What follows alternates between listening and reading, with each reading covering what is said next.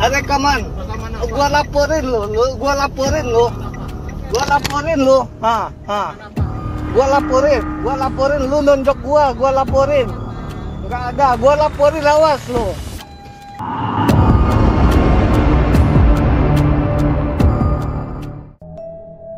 Pun disebut di bawah tekanan karena pelaku diduga adalah seorang polisi. Atas kejadian tersebut, netizen berkomentar agar driver yang bernama Mas Rizky terus melanjutkan kasus ini ke ranah hukum. Masalah maaf ya dimaafkan, tapi proses hukum harus tetap berjalan.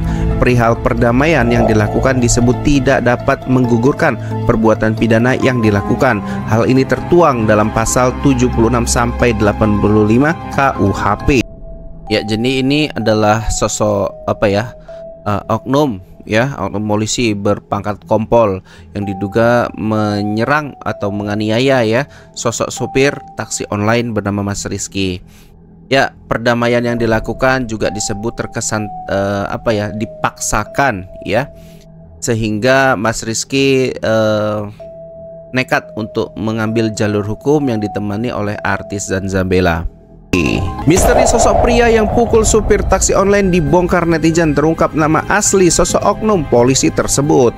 Belum diketahui jelas latar belakang permasalahan yang terjadi antara supir taksi online dan penumpang yang diduga oknum polisi tersebut. Apapun alasannya, memukul seseorang adalah merupakan hal yang dapat dipidana. Dalam komentar Tengku Zanzabela, sosok orang yang membantu supir taksi online melanjutkan kasusnya ke ranah hukum. Salah satu komentar postingan Tengku oleh Naga Zul jadi sorotan. Ia menyebut namanya Muhammad Bambang Surya.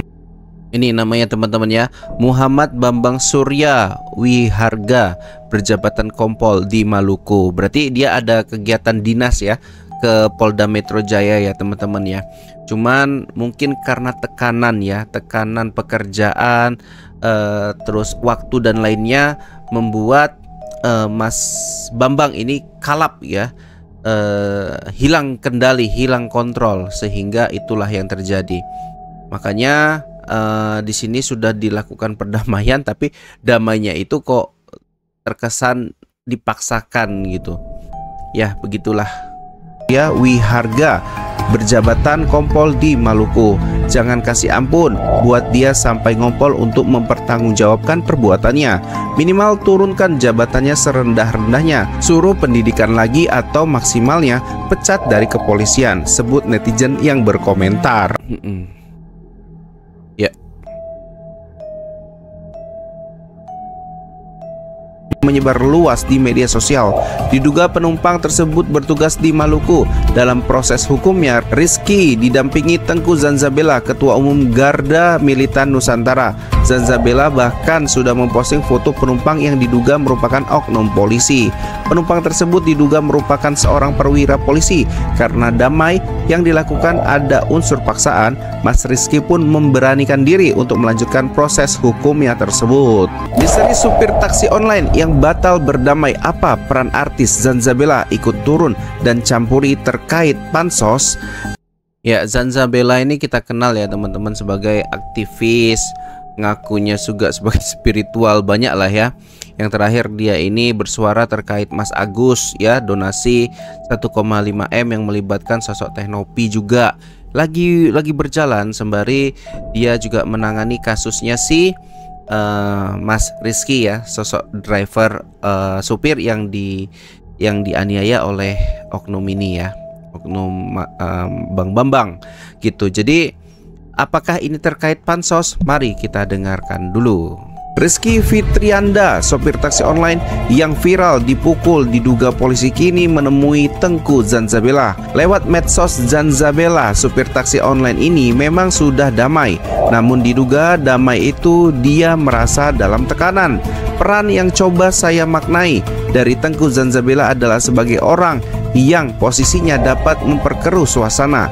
Padahal Mas Rizky juga sebut dirinya takut atas kejadian ini. Lantas kenapa malah diperpanjang ke jalur hukum kalau sudah ada perdamaian sebelumnya? Zanzabela mengaku akan dampingi Mas Rizky dalam kasus yang diduga menyeret nama anggota polisi berpangkat itu. Ya, jadi ngakunya si supir takut gitu ya. Tapi kenapa nekat untuk melanjutkan proses hukum? Ya, aku sih lebih mending kalau secara pribadi ya udahlah, damai juga, dapat uang juga kan gitu. Jadi masalah ngelaporkan ini kan berarti memperpanjang. Berarti Mas Fikri atau Mas Rizky ya, ini harus siap-siap dong, harus siap-siap menghadapi kemungkinan tuntutan balik ya, jika memang ada pasal-pasal nanti yang dikenakan sama Mas supir ya, Mas Fikri atau Mas Rizky ini. Nah, bisa saja gitu pencemaran nama baik dan lain-lain, bisa saja gitu, namanya oknum anggota polisi tahu lah ya dalih untuk menjerat gitu. Saya nggak mau nakut-nakutin, cuman memang seperti itu sih.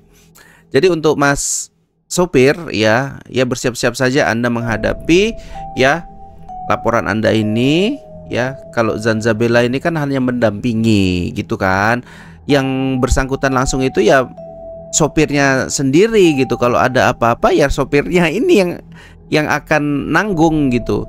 Ya kalau menurut Anda, keyakinan Anda menyatakan ini adalah tindakan pidana dan saya mau mempenjarakan dia adalah solusi yang Anda inginkan gitu. Yang pertama yang Anda siapkan adalah uang yang ditransfer harus dikembalikan ya. Bukti transfer, bukti tarik tunainya dari uang si Polan ini harus jelas. Yang kedua, bukti rekamannya juga sudah pasti dikantongin pihak berwajib ya, yang nanti akan diselidiki lebih dalam. Dan kemudian yang lebih menakutkannya kalau saya ada tuntutan balik, entah itu pencemaran nama baik ya, dan lainnya lah ya, yang perbuatan tidak menyenangkan dan lainnya gitu ya. Saya nggak tahu permainan di dalam itu kayak mana, cuman ya seperti itu Mas supir ya, Mas Rizky. Ya kalau bertemu dengan Zanzabela memang kayak gitu ya. Kalau bisa dibakar-bakar dulu supaya agak-agak panas gitu ya. Misteri supir taksi online batal berdamai. Apakah karena sosok Tengku Zanzabela? Meski sempat berdamai, Rizky yang didampingi pegiat media sosial. Nih guys, ini istrinya.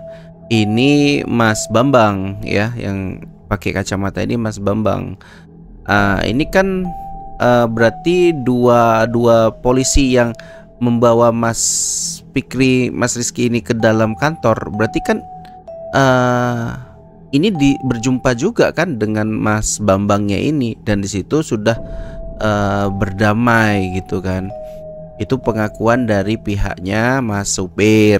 Cuman kita harus mendengar pihak dari Mas Bambang ini sebagai oknum polisi yang melakukan tindakan penganiayaan gitu, mulai dari kronologis gitu kan, dan lainnya gitu. Ini harus didengar juga gitu. Walaupun Mas supir sudah punya bukti ya, ini juga harus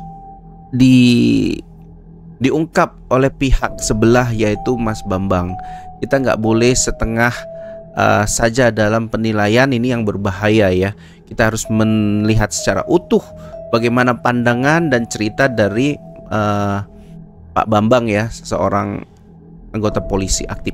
Tengku Zanzabela memilih melanjutkan kasus ini ke ranah hukum. Rizky mengaku perdamaian yang sebelumnya ditempuh ternyata terjadi akibat adanya tekanan karena terlapor diduga merupakan anggota polisi. Atas perkara itu, Rizky membuat laporan atas dugaan penganiayaan ke Polda Metro Jaya pada Sabtu 2 November 2024 dini hari. Dalam pelaporannya, Rizky didampingi dua kuasa hukum, yakni Roberto Sihotang dan Mila Ayu Dewasari.